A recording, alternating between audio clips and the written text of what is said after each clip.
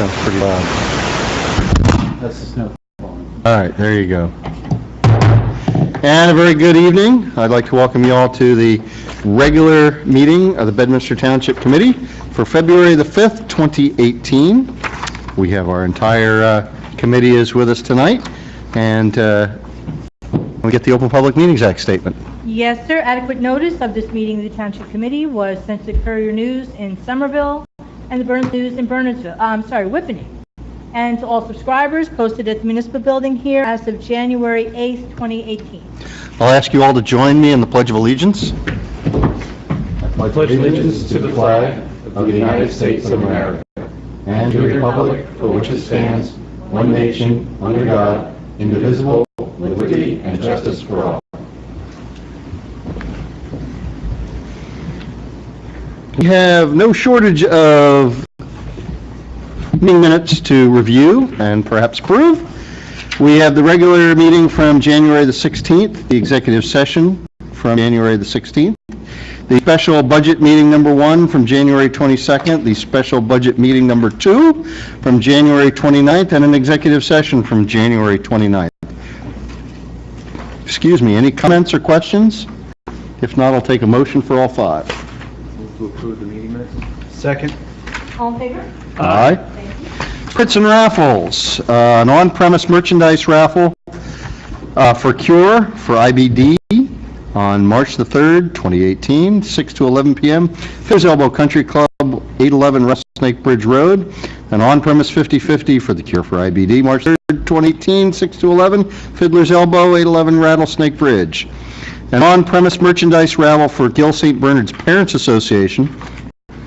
It's April 17th, 1 p.m., Fiddler's Elbow Country Club, 811 Rattlesnake Bridge Road. And an off-premise 50-50 raffle for Mainstream, June 2nd, 2018, 6 to 11 p.m., and that's at the Red Tail Farm, 1100 Rattlesnake Bridge Road. Any comments or questions? If not, I'll take a motion to approve. So moved. Second. All in favor? Aye. Thank you. Twice every meeting, we solicit members of the public to come up to that microphone up there, state their name, where they live, and address us in any questions or comments you have. Please, sir, come forward. Good evening, everyone. Rob Walden, Jersey Central Power and Light, 52 Chatham Road, City of Summit. Welcome. Thank you very much. Glad to be here. 2 quick things. Our PSI program, which is our 2-year lineman or line person school, we'll be having an open house on February 13th from 6 to 8 at Raritan Valley Community College.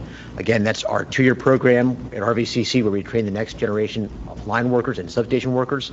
First Energy has 1,000 retirees a year, so we're looking to fill those jobs with new young people looking for a great career at JCP&L. And next, we will be doing tree trimming in the township starting sometime late March into April on the circuits out of the greater Crossroads substation. You should have received a list from us of those streets. You know, certainly the clerk has it if you need to look at it again. But again, we want to let folks know that we'll be doing the tree trimming throughout those areas of the township. And as always, I'm happy to answer any questions or concerns. If just on the tree trimming, while I've got you, Yeah. some folks in town had some displeasure. I mean, I understand the point of having to do that, and you've got to create clear lines for the electrical lines. Right. I get all that, but it seems that some of the folks had thought it was really a hatchet job as opposed to a scalpel job. Okay. Very displeased with how the yards were left after the cutting. Had to track the folks down, have them come back, clean up stuff, and just overall not pleased with that. Again, I get it for the good of everyone. You've got to have the clear sight lines, and the trees are an impediment to that. But if you, to the extent you can do anything to talk to the folks that are doing that, to just be mindful that they are actually going on to private properties and that they should try to return the properties to the condition that they found them, I think it would go a long way. I'll certainly pass it along. The one thing that does get the ire of residents most often that I have run into is leaving the large wood behind.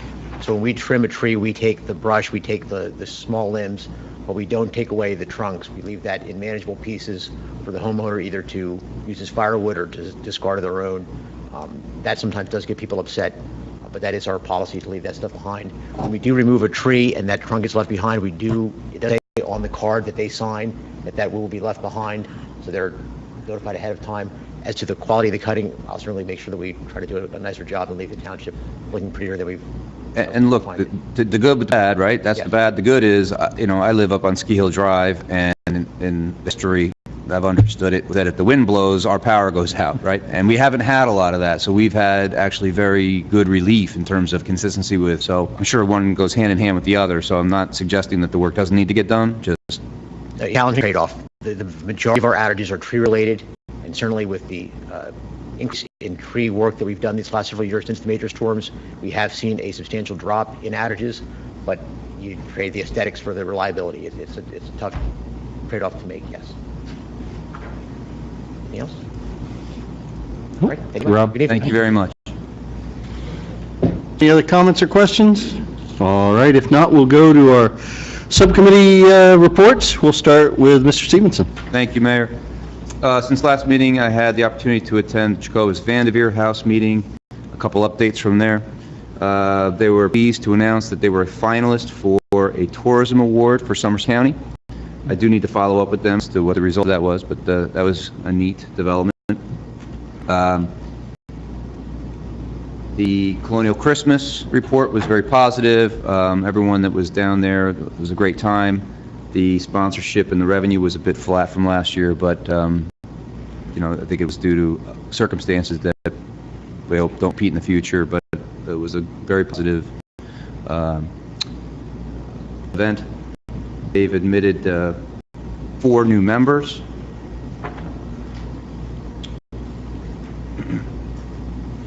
Sarah Dillon Soden, an Associate Director of Development for Memorial Sloan Kettering Cancer Center. Laurel Forcelli is a Co-Director of Trust Estates and Appraisal Services at Rago Arts and Auction Center. Debbie Weissman, who has had a relationship with JVH House Photography, and Christine Zapik, who is an attorney. Were all recently nominated to the board, so they're happy to have new folks there. The trailer location still is a debate and a discussion. Obviously the barn funding was put off for a year with the county grant application that was kicked to the following year. So they're still actively thinking about what can we do, where should we put the trailer, some chit chat about, it's gotten a little, I don't know, dreary is the word, but some of the lettering is fading, so they got to freshen it up at the very least. But the discussion is ongoing about what to do with the trailer. The barn is in the trailer, obviously. So they're looking for, I think, from some insight from us. I explained to them that they had gotten that extension through the summer months, and that they need to work on it over the next couple of months. That it was our preference that it not stay there, but obviously due to circumstances, we understand. Yeah, I was at the banquet, I think about the week before last, and got to meet some of those new members you were talking about. So good news is it seems like they've got some new energy, and they're continuing to move forward, and hopefully in an optimistic way. I know they've got some significant challenges, but I remind them they just need to be patient, put their nose to the wheel, and just kind of press on. It may not happen as quickly as they had anticipated, but Forge on. Yep. And dovetailing with the first comment about the tourism award, there's a host of programs coming up in the next couple months. Just encourage everyone to go to the JVH website. They've got brochures there. The events they run that spectrum. You've got socials there, you've got historical seminars, events for children, events for adults. It's a full year operation now, and it's something that I think that residents in town and our neighbors should take more advantage of. And then just lastly with JVH, it was a neat little sort of full circle, the Black River Journal. It was first put into publication about 20 years ago. Its first issue had a special on the Chekhov's Vanderveer House. At the time, I think it was a little bit dilapidated, run down, certainly isn't what it is today, and they brought them back 20 years later, and the article that's actually there on the website for Black River Journal, it just talks about what an amazing job the Friends have done over the years in rehabbing the house and really making it crisp with the times of what it's supposed to be. It's a really nice read and a feather in their cap. A lot of good things going on with that organization. Colin and I had a meeting with Robin Ray last week with the Rec Department, going over some of the budgetary issues, some of the ideas and things that can happen in the future, perhaps a shift in focus, but looks like there's a lot of good ideas coming out of rec.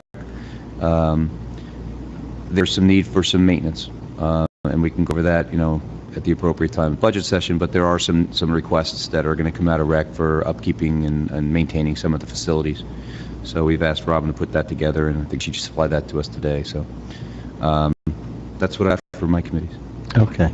And probably not for tonight, but next budget meeting, could we get a follow-up on the discussion we'd had on rec trust fund and some of that stuff? I don't think that's appropriate tonight. Okay. Because the agenda's a little different, but maybe for the next budget meeting. We've got that info. We can Okay. distill it a little bit better for the next meeting at budget Okay. session. Yeah. Thank you. Mayor, good evening. Just a quick update on the Lamington River Restoration Project. Got an update today from Robert regarding, from Flint Hill Preserve regarding where they stand. As you may recall, they originally had proposed doing some restoration to 2 sections of the river. That was about 3.5 miles in total.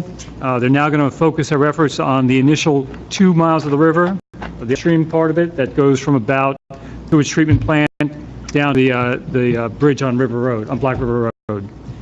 That's going to be the core focus for this year. They expect to hear back from NRCS this month as to whether that phase of the project will be funded, but they do anticipate it will be. And then any work that they do will be subject to the approval of both DEP as well as the township.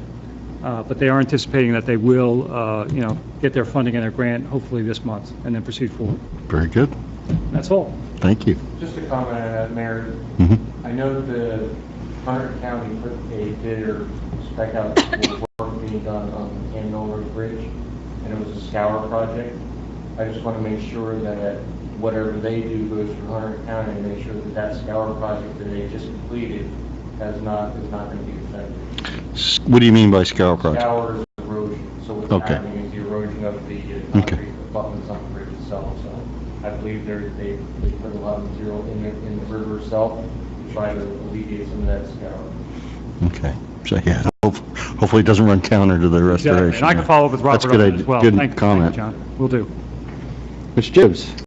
Thank you, Mayor. I have 2 meetings to report on. There would be a third, but the Laney's board meeting was canceled last month, so nothing to report there.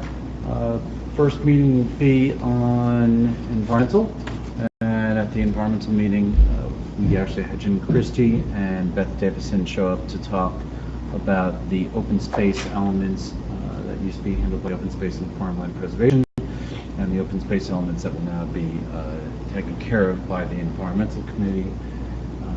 They were very energized and had lots of questions for both Beth and Jim Christie as to how open space works, what programs, what grant incentives, how does the open space committee work, or at this point the environmental committee work with Green Acres program, the role of NGCF as coordinator and advisor and consultant to the town and to the environmental commission.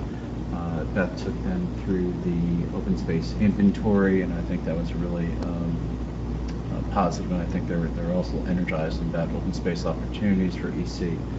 At the same time, we also ran through the program updates on the electric vehicle charging station that Tim Walters is leading, and we're waiting to hear back from DEP on the status of the grant application. Farmers Market will talk a little bit later.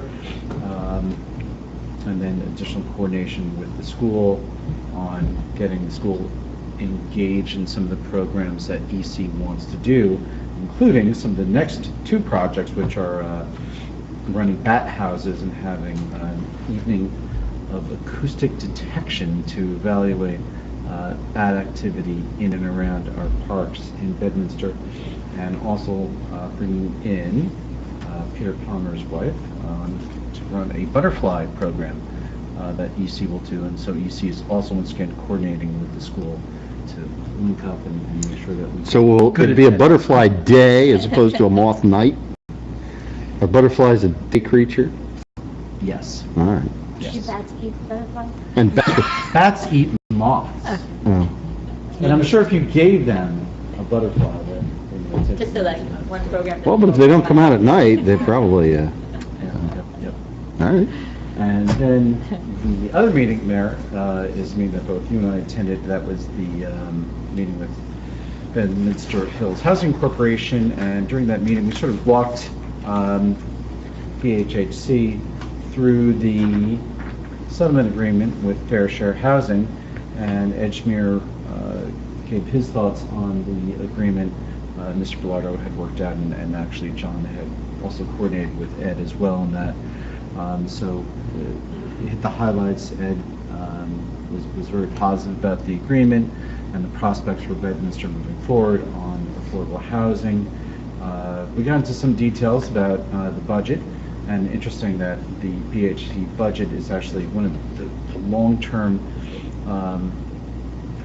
big ticket items for BHHC has been legal, and we're actually reducing the legal fees because rather than necessarily going out and attacking and buying up the properties as they go through foreclosure, now it's a much more simpler project that we actually worked out and coordinated with Edgemere and with John Bellardo, is rather than buying those properties, sending a detailed notice to the banks and the sheriff saying that this property is subject to the affordable restrictions. So whoever is going to participate must run through BHHC.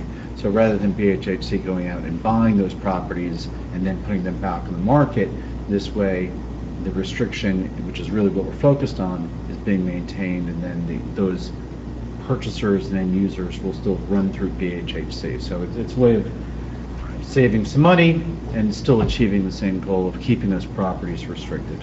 Larry, was there any discussion about having the notices in the land record so that they're searchable? Yes.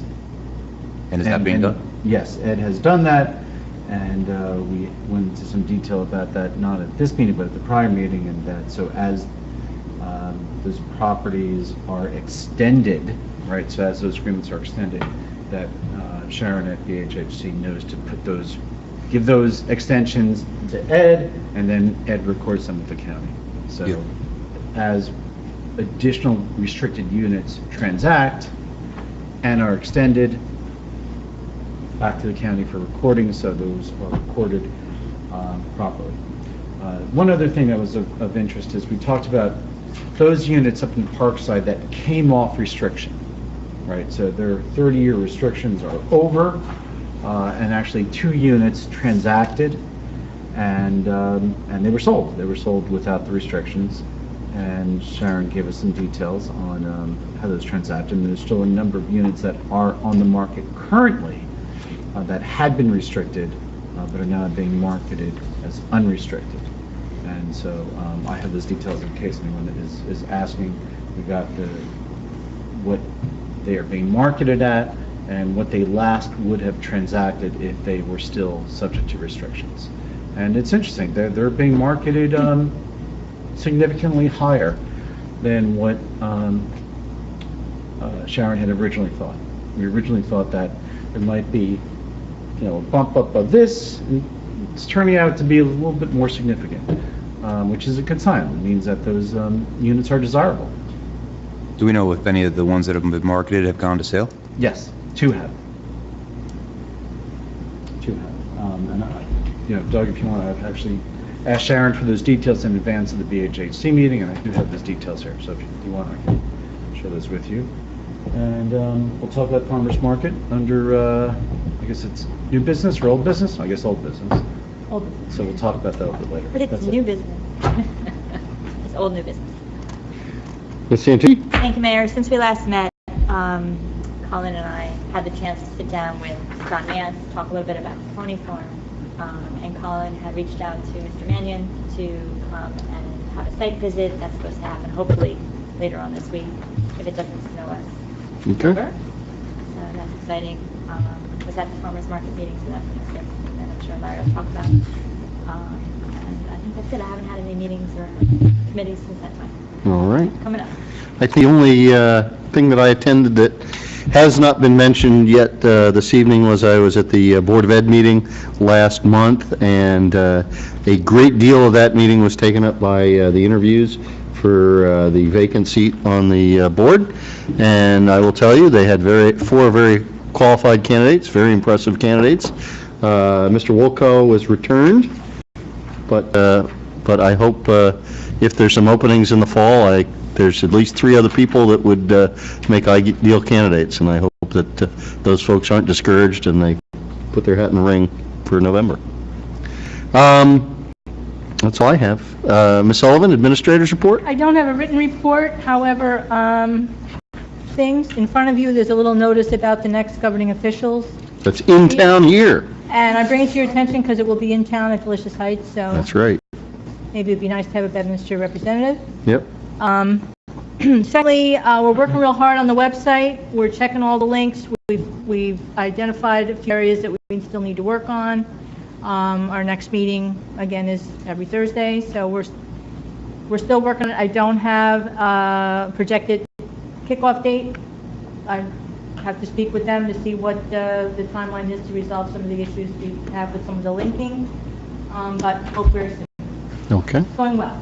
Very good. It just takes a lot of time. It's a major undertaking, so. Yeah. All right. We don't have any introduced ordinances, so we have no public hearing on ordinances tonight. We do have 2 ordinances we may introduce this evening. We'll start out with Ordinance 2018-01, an ordinance authorizing the appropriation of $10,000 for capital projects related to the shared municipal court. This ordinance authorizes appropriation $10,000 for capital projects for the shared municipal court. Public hearing for this ordinance is scheduled for February the 20th, 7 p.m. in these chambers. Short story on this is that a couple times a year, especially when we get the large drag nets for things like distracted driving, and there's a lot of court citations that require court appearances. Our small court structure across the way is a little bit overwhelmed. So the shared court committee to the conclusion that we probably need to eventually move into this room. And there are some renovations that come with that, to include a little rearrangement of one of the ante-rooms outside of this room here, and a few improvements that need to be made here. So that's essentially what this is all about. And the 10,000 is not all on Bedminster, that's divided up amongst the 3 towns. Right. Based on their level of court cases. So we had one we did in 2016 when we put the court together. Those funds have pretty much been used for the improvements that the mayor just spoke about. This $10,000 ordinance will be for the new, anything in the future, and to finish up what we're doing. So. Yep. Yeah, we essentially keep a $10,000 Correct. fund for improvements. Any comments or questions? I'll take a motion to introduce. So moved. Second. All in favor? Aye. Thank you. Ordinance 2018-02, an ordinance, this ordinance amends the general ordinances, Chapter 10, entitled Fire Prevention. This ordinance amends Sections 10-1.2 through 10-8 of Chapter 10. Public hearing for this ordinance is currently scheduled for February the 20th, 7 p.m. in these chambers. Before we get too far into this was something that was brought up at the tail end of 2017, and our fire official, Mr. Anderson, is here, and I'll ask Tom if you want to come up and just kind of give us a rundown of where we're at. And if this sounds like it makes sense to move forward, we'll then talk about introducing. Okay, good evening. Good evening. As I indicated at our last meeting, the reason for this renovation of the ordinance, the reissuance of the ordinance, is because the old ordinance is really the name. It's not really descriptive enough, and we really need to do something about the fees to make them more appropriate with the amount of time it takes to properly do the inspections within the township. I met with Mr. Jacobs and Mrs. Sullivan in December, and basically came up with the fact that the fees that we are charging right at the present time do not cover the amount of time it takes to properly do the inspections. We do have a lot of smoke detector inspections in the hills, and that helps, but the actual fees that are generated by the registration of the local businesses and the life hazard use registrations do not cover those extra times. The state of New Jersey has now updated the Uniform Fire Code. It was supposed to be going into effect today. Haven't heard anything direct yet. The state has increased the fees that they are generating through the life hazard uses.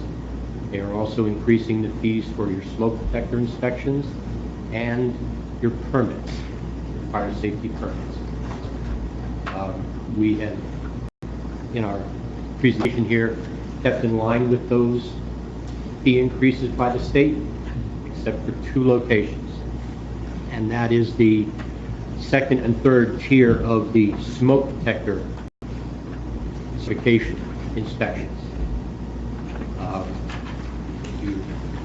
I did give Mrs. Sullivan the updated version of what we presented the last time that incorporated some suggestions.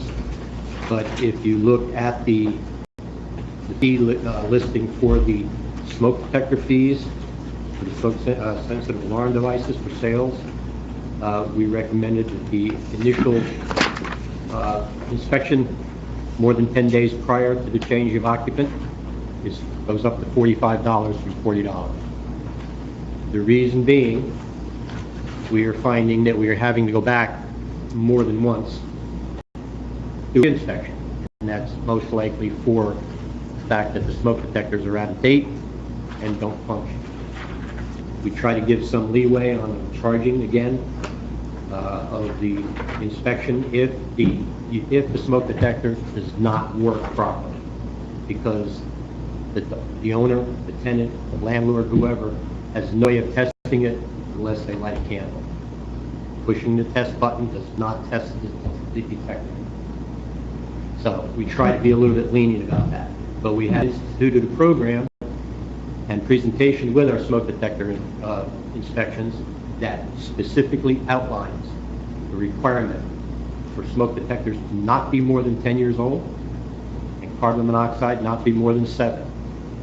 And the people who sign up for it initial the fact that these things have been gone through with them. So there's no question that they have to look at these things before we get there. Okay? And we can pretty much tell those units that are older than 10 years old and 7 years old. They change style-wise. Believe it or not, we have found a number of locations in the hills that have very, very original smoke detectors. Yellowed out, 30 right? years ago. Yellow and everything, right? Absolutely. And a loud buzz.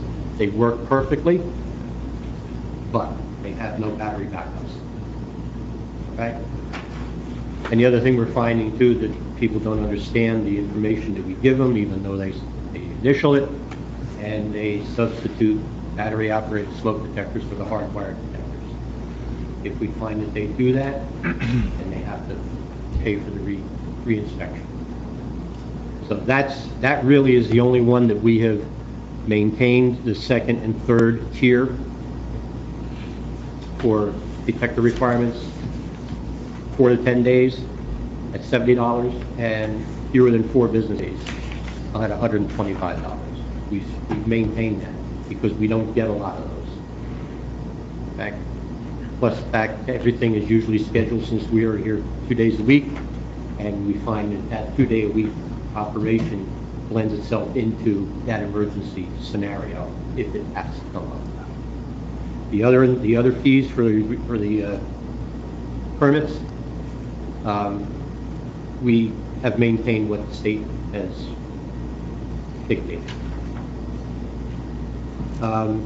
We have suggested that we change our business registration for non-life hazard uses to a different type of scenario, which is basically identical to most every municipality around us, based on square footage. And we are finding that we are having to go back and do re-inspections more often.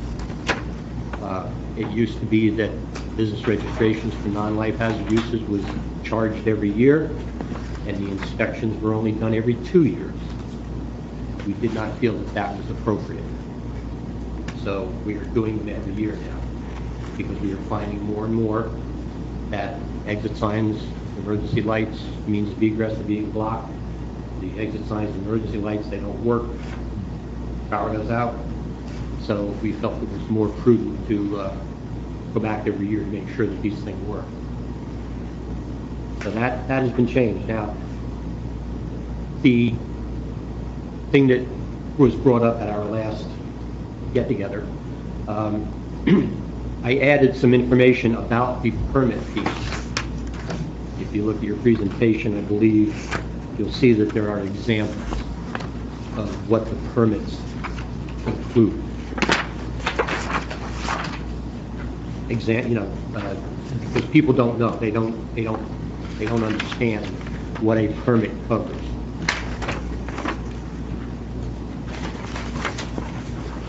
Let's see, section 10-1.4.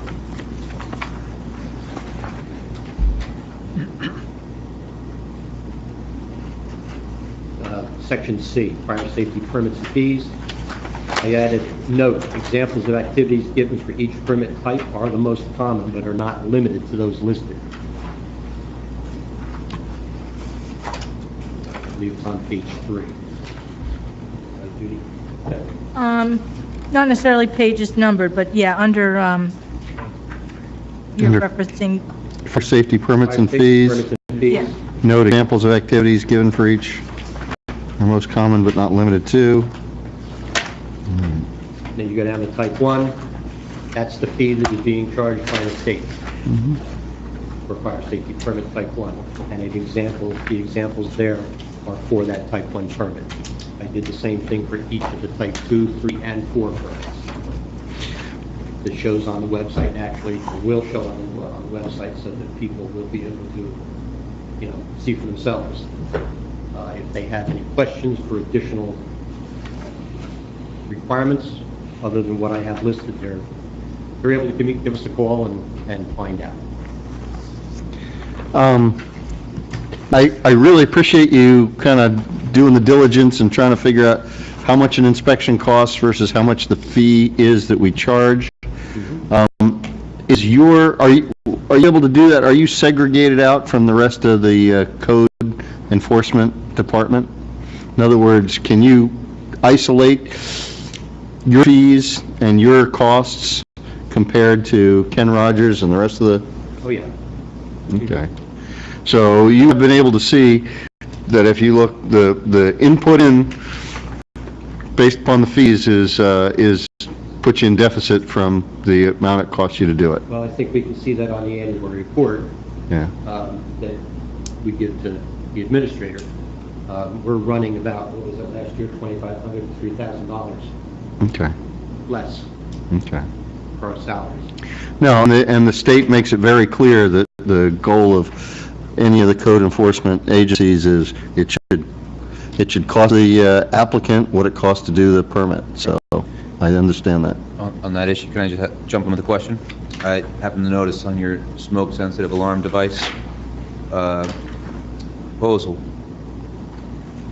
there's a reference that re-inspections of premises that are found to be not accessible on the scheduled day will be required to be rescheduled with the appropriate fee paid again. That's correct. So if you go out to a property and you can get to some but not all of the devices, a 100% additional fee needs to get paid to bring you back out again? That's what's meant by that is not accessible to the property, not the device.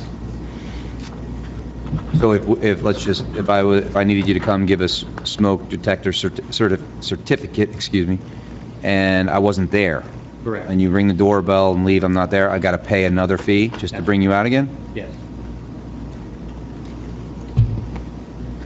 It's time exhausted. And travel time and gas,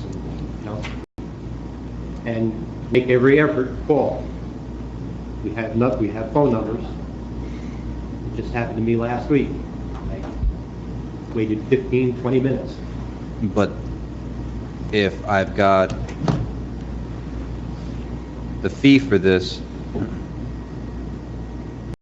see, your fee is based on the amount of time given to go out and make the inspection? Correct. So if it's an emergency, it's $45, excuse me, $125? That's, well, like I said, the second and third tier, we have not changed that. When it's an emergency situation like that, I have never in my 15 years experienced somebody not being there. I understand. It's usually the tier one, which I have 10 days, and my assistant schedules everything, gets all the phone numbers that are required, and I go out there, Steve Dill goes out there. We have had instances where, like I said last week, I was there at 9:15. We give a window of 9 to 11 because there may be days we have 10 inspections. So that if 9 to 11 is a heck of a lot better than the cable company. Don't follow that model. Anytime between 8 and 6, Maybe. 8 in the morning and 6 in the evening. I'm saying, I mean, I don't Yeah. like charging people. No, I get it. But if we do diligence and get out there within the time frame that we give them, unless it's an emergency, they got caught in traffic, extenuating circumstances do occur. But we usually leave, notice that there's been nobody here, no access. We put the date that we're here, the time that we are here, and our name, leave it on the door. And they have to make arrangements to do it again. Look, I mean, the thing I'm thinking about in my mind is, as opposed to having to pay the fee again, just a standard show charge so that it's consistent throughout. Because if I'm making the request on fewer than 4 days, my neighbor gives a request more than 10 days, and we both have the same circumstance why we can't be there. One's paying $125, one's paying $45. Well, like I said, I've been doing this for almost 16 years now, and those that require an immediate inspection, I have never seen anybody miss a time. It's usually the ones that schedule it 2 weeks at a time, and they forget about it. Look, what you're saying. I mean, I'm willing to, anybody wants to come up with a different fee for no-shows, I have no problem. Well, I mean, just, the only thing I'm struggling with is if I give you 10 days notice and I don't show, and it's $45, then $45 is adequate to compensate you for going to the house and ringing the doorbell and no one's home, then why should someone else get hit for $125 for the exact same thing? That's my only thing. If 45 compensates you, perhaps it's a $45 fee for not being available, as opposed to having to pay the fee again. It's an inconvenience fee, basically. It's like a late charge. I mean, you're not there, you get hit for $45. Across the board. Across the board. Well, I don't see why it should be any different based on the timing. I have no problem. If that's how you'd like to have it, I just find it a bit unfair to the person who has the exact same circumstances to why that person can't be there, and they gave notice 4 to 10 days or fewer than 4 days, and now all of a sudden they've got to pay an enhanced fee simply because they weren't there, when the person that gave more notice only pays $45 for the same problem. And if the answer is, well, $45 doesn't really cover us for the cost of going there, well, let's find out what will cover you, so we're not out any money, and make that the fee across the board. It's my only thought. Okay, now, what happens if somebody comes in on a Friday and has to have it the following Wednesday? And they pay the $75. Right? 70? The $70. Right. Okay? We show up, and they're not there. But they call in the next morning and say, I have to have it today, but you weren't there yesterday when you scheduled it. I'm not working. I'm not here. Then they have to wait their turn in line.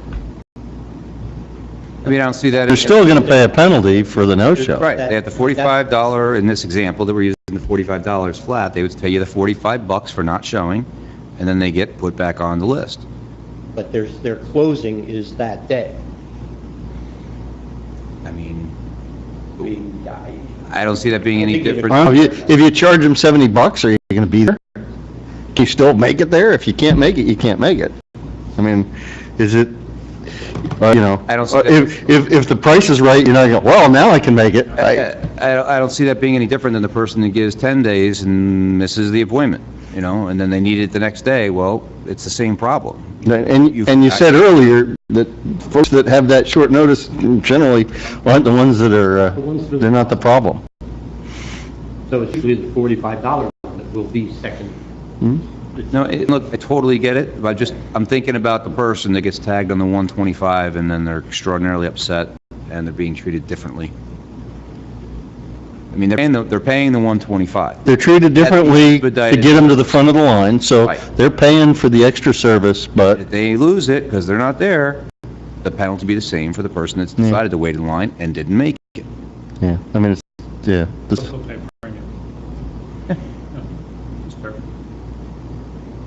It's my own take. Well, if the majority would prefer to just have a $45 straight fee for reinspection for no access, I have no problem with that. We'll make it work.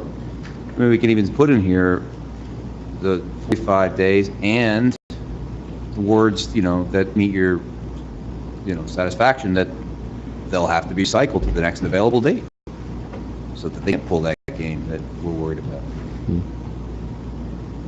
Makes Okay, sense. my concern there is, and this is for Mr. Gallardo, if they lose their sale, because we're not able to get there the next day. Don't miss. How would it work? How would it work? Forget about an accelerated thing. Let's say I called you today and I say I need an inspection 2 weeks from now, because I'm closing 2 weeks a day from now. And what do you do? And say, oh my goodness, I missed it. I didn't have it calendared. I forgot. I'm so sorry, but my closing's tomorrow. Can you come tonight? What do you typically do there? Then you would have to pay the $125, because we have to come in special for it. Okay, well, that's kind of a different way of looking at it, and maybe that makes sense too, is, yeah, if you have the foresight to be able to schedule a $45 inspection, that's great. Yeah. But if you don't make it, and then it becomes an emergency, all right, then it becomes a $125 inspection.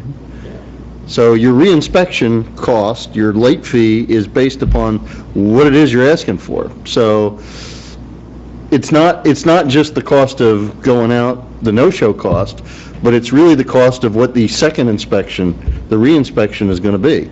Do you need it at a higher level?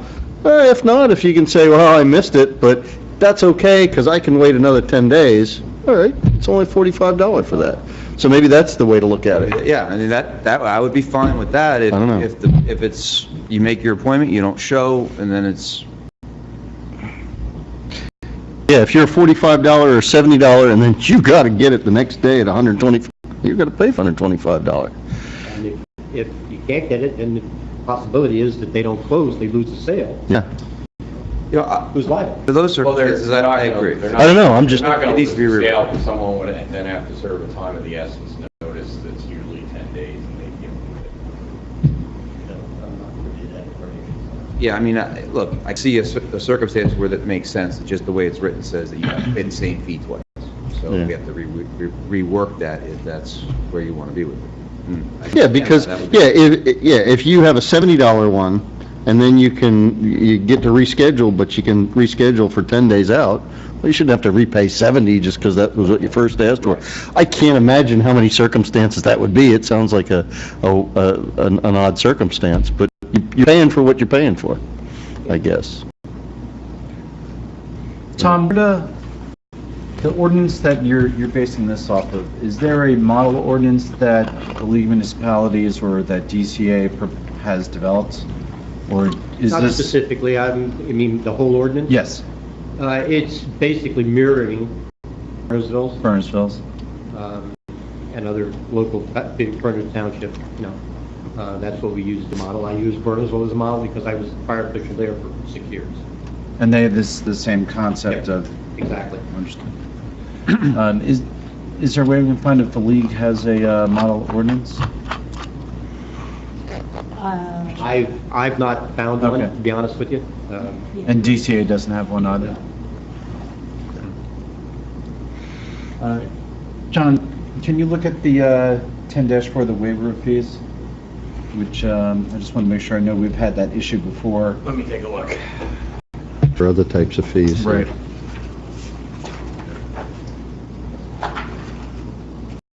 You want me to check to see whether it's allowable to waive fees for the... Well, just take a quick look at 10-4. You know, there was some corrections I gave to Judy. I noticed just spelling things, and I think I gave you 10-4, some of the spelling corrections were in there. You did? Yeah, well, never mind, Stacy gave me. You got it? Okay.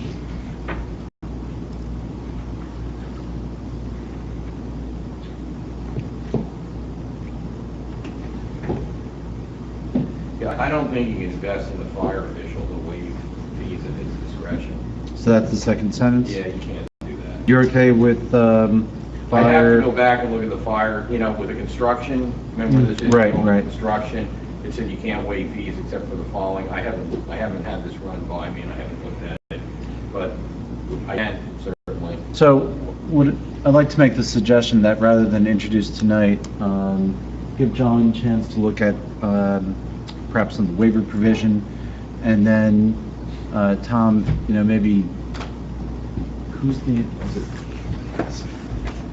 Fire is, I think it is, right? Is it you? Stacy and Colin. Stacy and Colin. You guys want to go meet with Tom Sepley and then come back and then Yeah, after we hear from present John. for introduction? That won't take too long. No, Here you go. Yep. might be available to introduce next meeting, so. One thing on 10.6C, can we specify that as fire? We talk about central alarm systems, and that was the issue we discussed last time about requirements for lock boxes. Yes. It says, I added that. It's Right. recommended, yeah. yeah, but I'm just saying, it says automatic central alarm systems, not to be confused with a burglar alarm system. I presume you're not putting that requirement on it, so I just want to specify and say fire alarm system. I can That's- put fire alarms. Yeah, that's perfect. It's minor, but, you know. Yeah, no, that's fine. And then you, John, you got the accessible and the 10.5 premises? Yep. And gas. Yeah, I got all that. I figured. Tom, outside of what you described tonight, is there anything else, an additional burden on our residential customers in terms of requirements? No, not really. I think it's pretty open. There is a police ordinance concerning their systems, you know, the burglar systems, and also they have a key box in there too, in addition to here. And the numbering systems, which I've gone over. There's a lot of areas out in the western part of Bedminster that don't have the numbers really easily accessible and readable. It's a concern mostly for for rescue squads.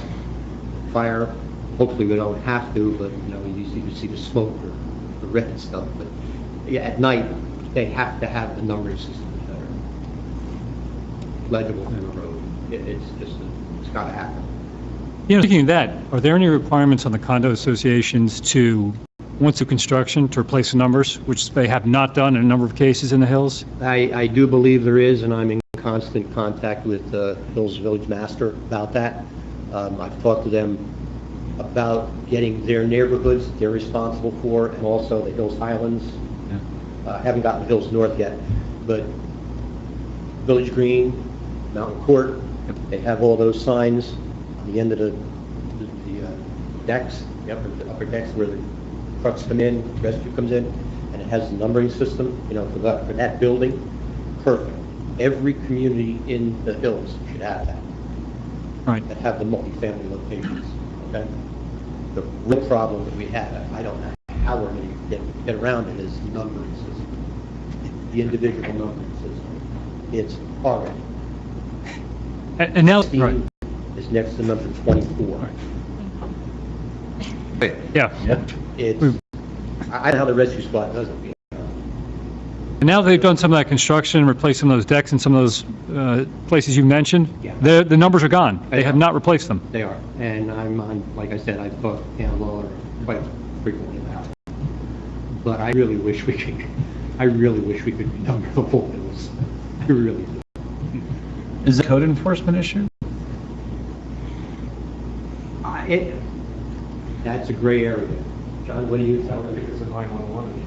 It's going to be has to do with 911. No, but who within the municipality can actually enforce saying you need to have the numbers up? You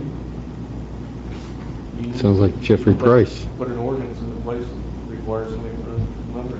Yeah. And it could be either through fire prevention or it could be through police as well. Yeah, the police. I mean, if we're working on this, I would yeah, do well, police first. Would the master plan specify that? Yep. Or it could be master plan that Put that in? Yeah, put it in. John, any- I mean, I don't know how you're going to change the numbering system of the units, because that would be a big process. Yeah.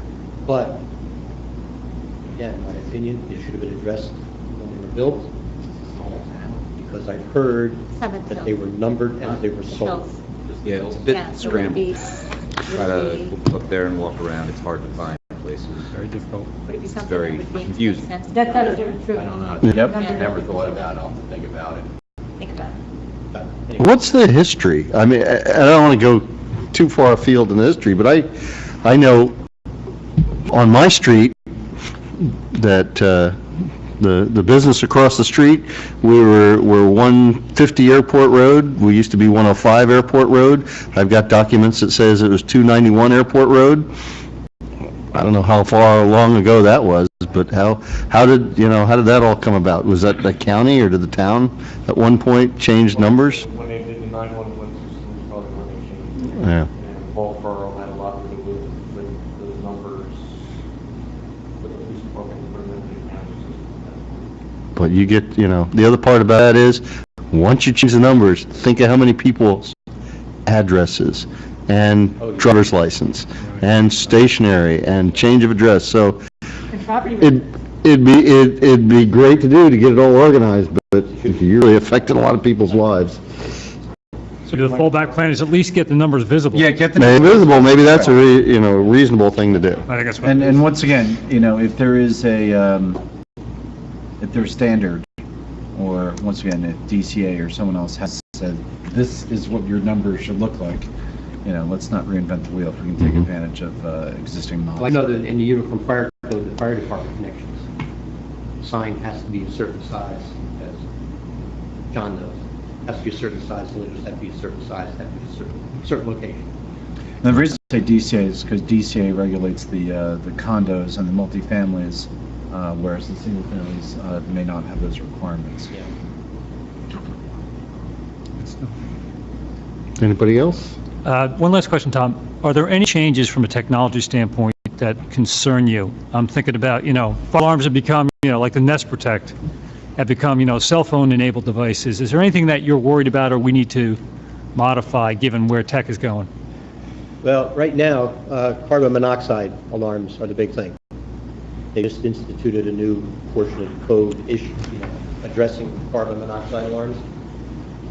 There are no commercially rated carbon monoxide detectors or alarms at this point in time. Everything is still residential. But the Division of Fire Safety and the Uniform Fire Code now indicates they have a section specifically dedicated to carbon monoxide, and the requirements are very vague in the code, but during explanation, which I just went to a class this past Friday on, let me give an example. Schools, according to the code, and the interpretation by the state of New Jersey, every classroom has to have carbon monoxide. Every classroom.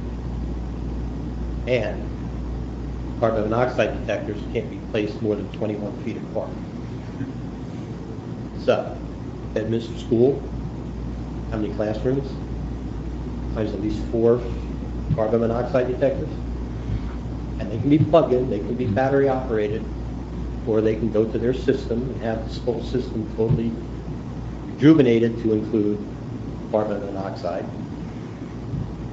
That's my trip Wednesday. I've got to talk to them about it. And that would also extend to Purnell as well? For now, yeah, Willow School, Mhm. everybody. Learning annex. Businesses. Right, and learning annex, right. The only ones that are exempt from requiring carbon monoxide are, service stations, stuff like that, which to me doesn't make sense. And Tom, at one point, you had talked about concerns with the, in the western part of town, about the carriage houses and the rental units on the larger Right. properties. Can you just, once again, just refresh for the Township Committee your concerns and if there's any remedy that comes to mind? Yes, larger estates, they have separate cottages for people who work on the estate. They have apartments in the horse barns, whatever the case may be. We are sure that there are tenant changes within those units. There has to be. And I would say very rarely, if any, I've gone on any of those locations to do any smoke detector inspections. The next thing that we're going to have to look into, and I believe Jeff Price and I have been very on top of this, is the bed and breakfast Airbnb situations. And there is a state law that allows senior citizens over the age of 55 to rent bedrooms, pool houses, whatever the case may be, as Airbnb situations. Now I'm not going to correct you here, but Judy advised me of this, and I've had discussions with Jeff Price, and that's an overly broad statement. And in fact, that particular section of the municipal land use code is not that expansive. And in fact, if the person who has this situation, Jeff has advised, they have a right to come to the land use board for an interpretation. So that's something that's going to be before the land use board, if they decide to appeal Jeff's finding. But I've advised Jeff on that, and that's what you said is legally incorrect. I'm just indicating what You weren't going to correct he was told. No. But decided, I'm a John, you lawyer, decided. so often they do come to me. So when you say you're occasionally not and going to ask me correct legal someone, questions. should we interpret that means that's actual correction? He's correcting the record. Okay. I'm correcting the record. But on the Airbnb issue, and actually down at the league, Doug and I sat in on a program about what was called sharing economy, and Airbnb and Uber and Lyft and all that, and ways in which the towns can take advantage of and use it, but also alerting the towns to some of those concerns. And when someone is operating through Airbnb or HomeAway or VRBO or one of those other services, and they're putting their house out there and they're renting, at what point does that trigger the requirement for inspections such as fire and carbon monoxide? I mean, I don't think there's an indication yet, but it's certainly something that the league was putting municipalities on notice of. That's something that you all need to watch as this comes back to Colin's issue about technology. So technology is not just in the hardware, but in the way that houses and barns and accessory units are operated. Yeah. And it comes right back in because maybe the existing ordinances we have just aren't up to speed for the way these units Being part of the are fire being company used. in Pottersville, we have gone to various locations, and there are units there, and I've checked, and they've been approved and everything, but how often do I say that they've changed occupancy? I mean, could be every season, twice a year, who knows? So, I'll make the suggestion again, is that when, if Colin and Stacy can meet with you That's fine. two-on-one, to talk about these issues a little bit more in depth. I know Colin's really tech is, something your bread and butter, and Stacy from the county perspective, plugging this in and bringing this up to date. I think you guys, before we go forward with this, let's have one more shot at it and in a small group and then report back. Thanks for your efforts, though. Yeah, thank you. Yeah. Very important, and thank you. Keeping us safe. Okay? Yes, he is. You're very consistent. Tuesday and Thursday if you need me, Monday if you need me, so. Both All as right. code and as a That's true, firefighter. that's the first thing he said. He said, you better have some numbers. That's the first time we ever met at my house. He said, you better put some numbers out there. It was like a long time ago. But Yeah. that was the first thing that he said to me. I remember that. Yep. And you were absolutely right. Well, it's It was came dark. about because It was when I dark. first started doing smoke detector inspections, it was dark. Yep, it was dark. He couldn't find us. And there's no lights down there in the hills. You tell them that you're blue in the face about putting them, changing the bulbs and the lights on the stairways and stuff like that. I go upstairs and there's number 13 and I'm supposed to have number 14 and 27. Open there. That's the Thank you. bills. Thank you, Tom. Thank you. Thank you, Tom. Thanks. We do not have any public hearing on ordinances tonight. The consent agenda is one resolution. So can I get a motion for the consent agenda? So moved? Second. Roll call vote, Mr. Stevenson? Aye. Mr. Hickey? Aye. Mr. Jacobs? Aye. Ms. Santucci? Aye. Mayor Parker? Aye. Thank you. 3 resolutions tonight. The first one, Resolution 2018-025, authorizing the mayoral appointment of Mercedes Rolandelli to the new Agricultural Advisory Committee. I am very pleased that Ms. Rolandelli is going to help us out in that area, and I know she's already been on a subcommittee meeting on the farmers market, and I know she's already contributing, so we're looking to make that official tonight. Any comments or questions? Can I get a motion? So moved. Second. All in favor? Aye. All right. Resolution 2018-026, establishing the sewer rate for 2018. Any comment? If I could comment on Yeah. this, I know there was a little bit of discussion during one of the budget meetings that maybe we want to take a hard look at our sewer rates and maybe make some adjustments and look at the sewer budget and that kind of thing. And I totally agree that this probably is a good project to be done. Unfortunately, the timing of the bills going out We have to do it is now. I know. So, I think it's a great idea, it's a great project for the Sewer Advisory Committee to review this, but in the meantime, the bills go out the second week of February, so I kind of need sewer rate now, and Yeah. then we can change it, this would be for next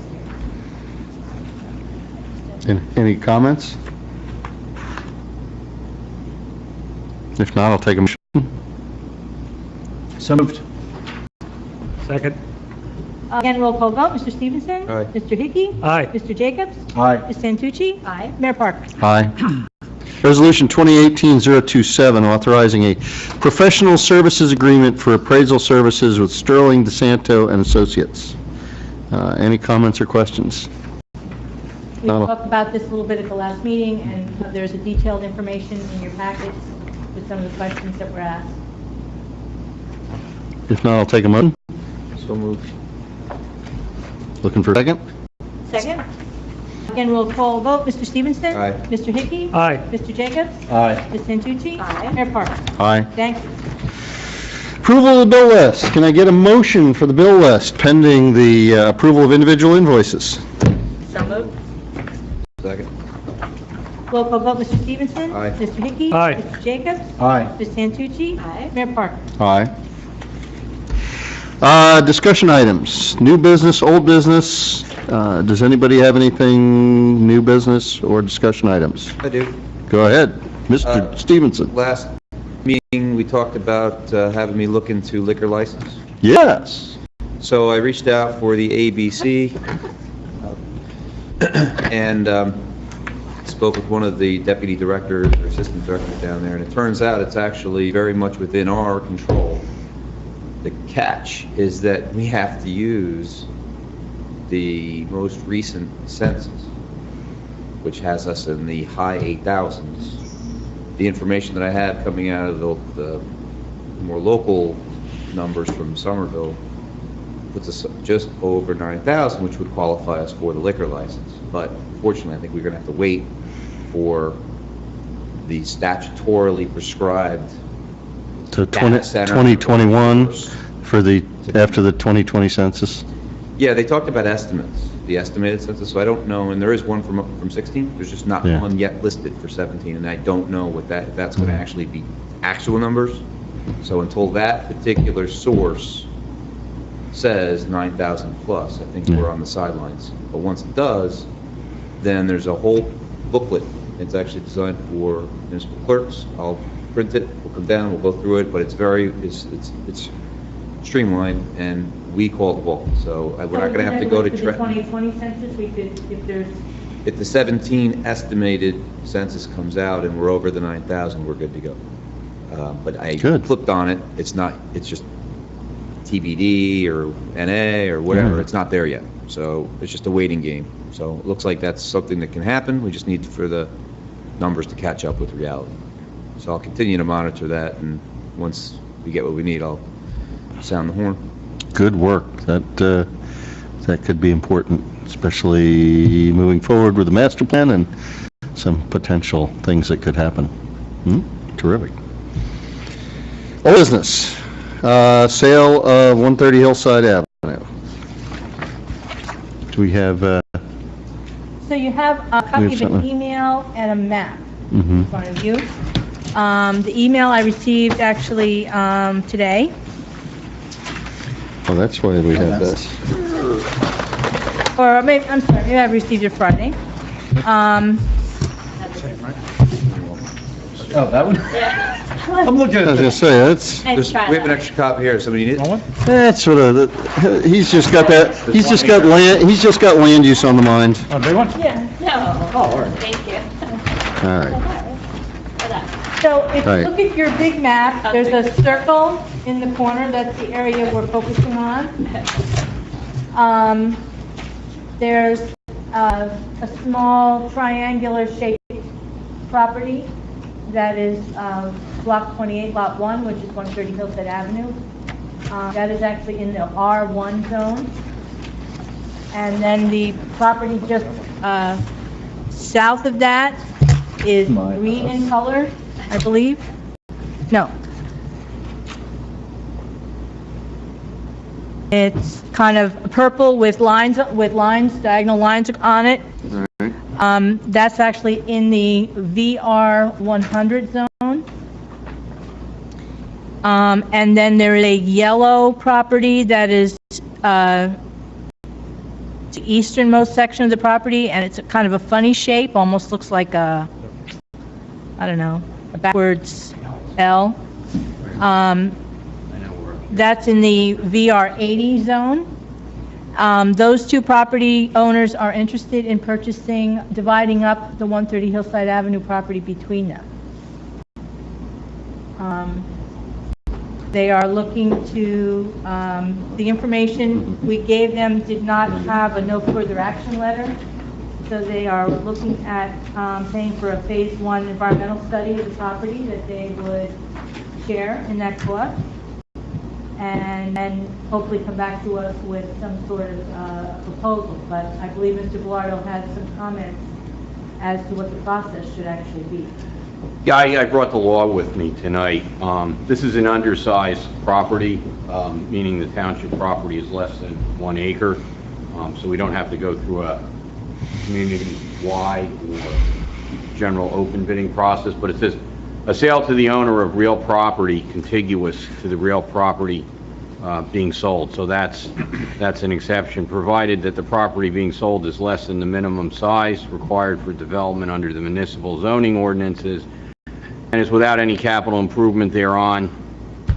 Township property meets that criteria, except that when there is more than one owner with real property contiguous thereto, said property shall be sold to the highest bidder from among all such owners. Any such sale shall be for not less than the fair market value of said real property. So right now you have, my understanding is this property has 4 contiguous owners. If people want to buy portions of site, we could look at that. That can be designed, but there would have to be a subdivision. I went through this process with another municipality a few years ago where there was an abandoned Elmney water line. They just abandoned it. It was like 25 by whatever, and it just went down, and there was all these properties that backed up to it, except that one property happened to be contiguous to 12 properties. So what we did is we carved it up into 6 by subdivision and then worked it out. So we can certainly do this as long as we follow the statute. Does it change the analysis at all that it's already been out to bid a couple times? Well, we no, because we did that one generally and openly. The feeling here is that the municipality wishes to deal with contiguous property owners, and since it's an undersized lot, you can do that provided you follow the local land and buildings law. And my other question is, if a phase 1's performed, it comes back with a problem. If phase 2 is performed, it comes back with a problem. Is that a problem? Could be a problem, sure. For the municipality? Yeah.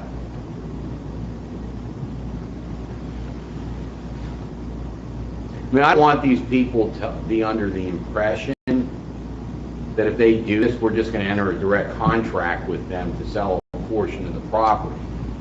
They would have to tell us what portion they want. We could subdivide it, and then we could see if there was still only one property owner contiguous. And then, you know, it's much easier. So I'm saying it's a matter of, you know, and I don't have what they want or don't want or what the other one wants or don't want tonight, but right now you have 4. And so the only way you could sell it to a contiguous property owner is sell the entire thing, unless you did a subdivision. It's not as easy as it seems, because the state legislature wanted to make sure that somebody that wanted to buy a part of municipal property just didn't come in and say, hey, I want to add to my property, just sell it to me, and here's the check. Makes sense. So there had to be a subdivision, and then you're selling off portions of the subdivision to the various folks that are interested. Right. All right, so we just have to carve that and put that into any kind of sale, The right? problem is if you have 2 that just want to buy this piece and that piece, you still have an isolated municipal piece. So you just have to see how the parcel's carved up and who wants what. And forgive me, did I say that if they all bought what they wanted, there'd still be something left over? So, of the 4 property owners that touched the property, 2 are interested, 2 have no interest. Okay. The 2 that are interested would like to divide the property up amongst the 2 of them fully, The whole property? the whole property. Okay. With, not including, of course, the little piece that's the cemetery, that will remain the township. Right. But of what's left, they want to divide amongst the 2 of them. As to how much, that has to be determined. But they're suggesting that they share in the cost for a phase 1 study at this point. They're asking for some guidance from the township as to whether we're open to this idea, what their next step should be. I think the next step should be is that we should meet, and you should show me, maybe with Ferrero or somebody, exactly what portions they want to buy, so then we can see after that what's contiguous. Okay. And then There's where the line would be. Yeah, I mean, we just got to sit down and you got to, if you show me what they We want. actually sat down with them, and Jeff Price had come up with 3 or 4 different ways to carve up the property, and they actually liked 1 or 2 of them. So I can share that with you, and we can start with. Yeah, and that's fine, If and you we have can that. go from there. And discussion about an NFA? Did anybody contact the state to see if they had it? Sorry? the FA that we believe that we have but no one can locate? Did anybody check with the state to see if they had a copy? I think we looked into that. I don't remember if there was an NFA to that or not. I mean, we had some work that was done on it. I just don't remember if we had that. It's got to be on file someplace if it is, so. Right. So I can reach out to, what, the EP? They should have a record on file that if there was work down there and an NFA was issued. Right, Larry? I mean, the process to deal with just one owner, but it's an exceedingly small exemption. It says where there's only one owner with real property contiguous to the property being sold, and the property is less than an eighth. So it would have to be less than an eighth of an acre, the minimum required size for development under the municipal zoning ordinance, and is without any capital improvement thereon. The fair market value of the property may be determined by negotiation between the local unit owner and the owner of the contiguous real property. The negotiated sum shall be subject to approval by a resolution of the governing body, but in no case less than the sum of $1. So, I mean, if someone came in and said, look, you've got an acre zone, and I want to buy less than an eighth to kind of square my property, those are instances where it's easy just to do it. But if someone here wants to buy, a quarter acre or a half, 3/10, I still got to deal with the contiguous situation. Like it or not, I'm just stuck with the law. There's a good quote. Does it matter that there's 3 different zones, or that's? No, that has no bearing on it. Like it or not. Well, I mean, couldn't the contract of sale just provide for contingencies that it's subject to? We really need to sit down with these folks and say, what portion do you want? If we go ahead and subdivide, are you gonna, We gotta figure out where the line is.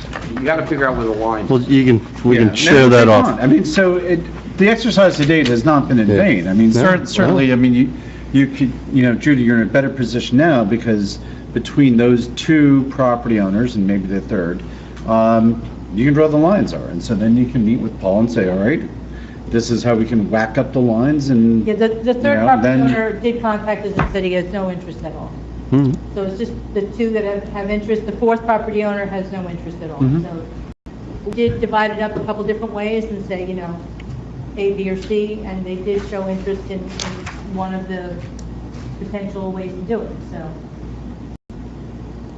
I can All right. share that with Mr. I mean, dealt with all. I've even dealt with less than 1/8. I've dealt with that on a number of occasions to get rid of, I don't want to call them, very small undersized pieces of property counted in 1. That was easy. But once you get above the 1/8, you're thrown back into the main text of the law.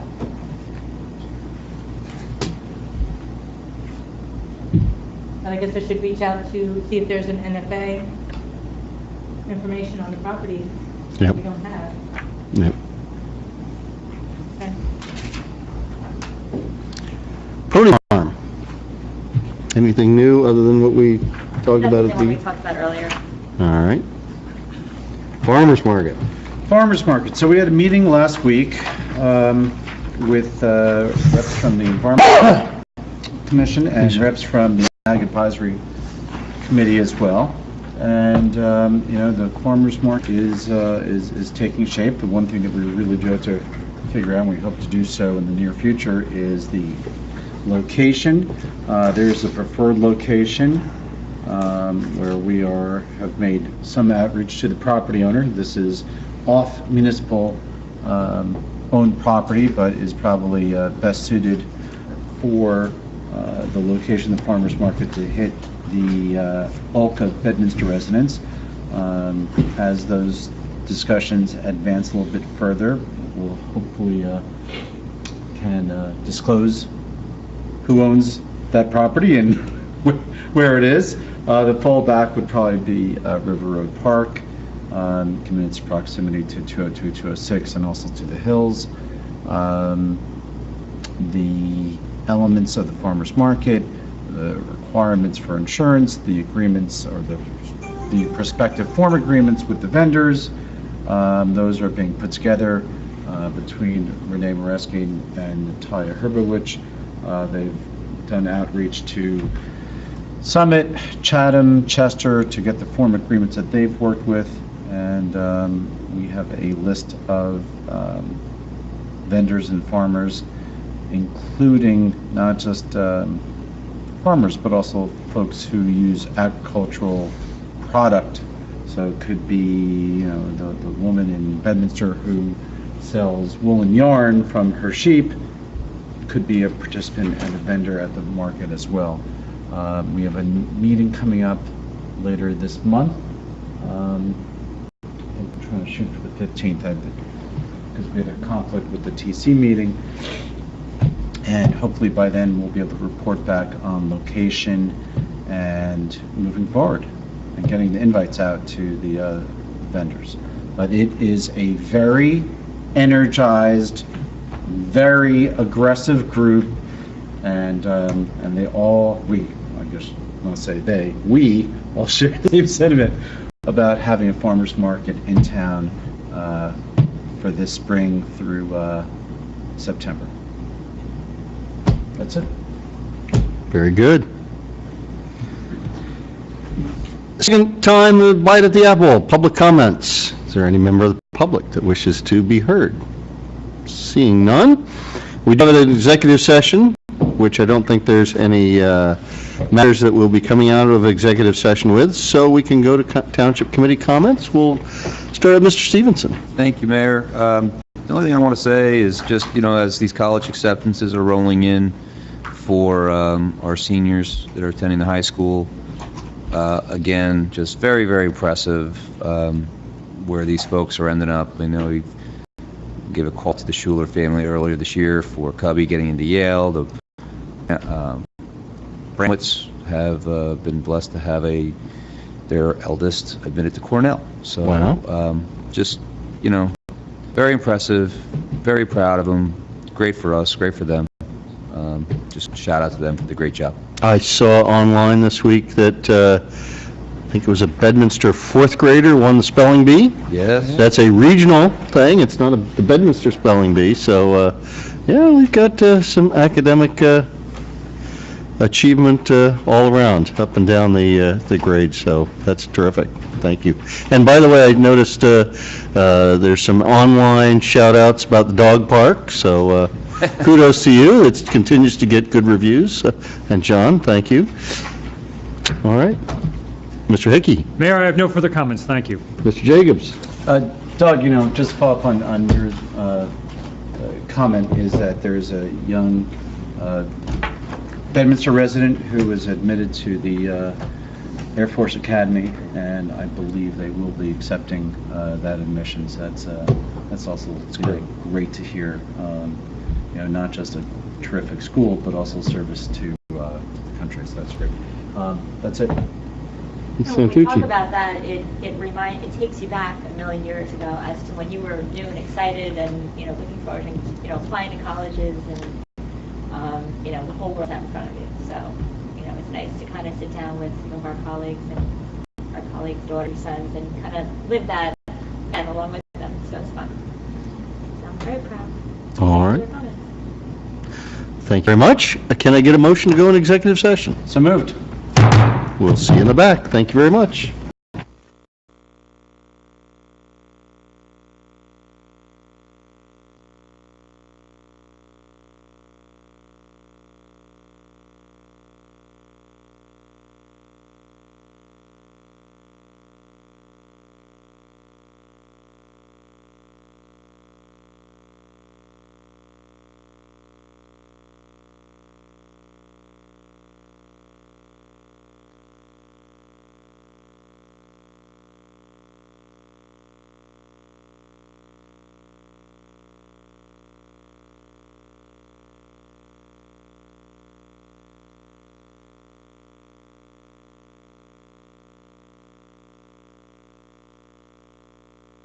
He's a junior bit or Are something. we back on? Yes, sir. Boys. And a very good evening. It is 9:49. We are out of executive session. We have no further business to conclude. Can I get a motion to adjourn? So move. All in favor? Aye. Aye. Good night. Good night.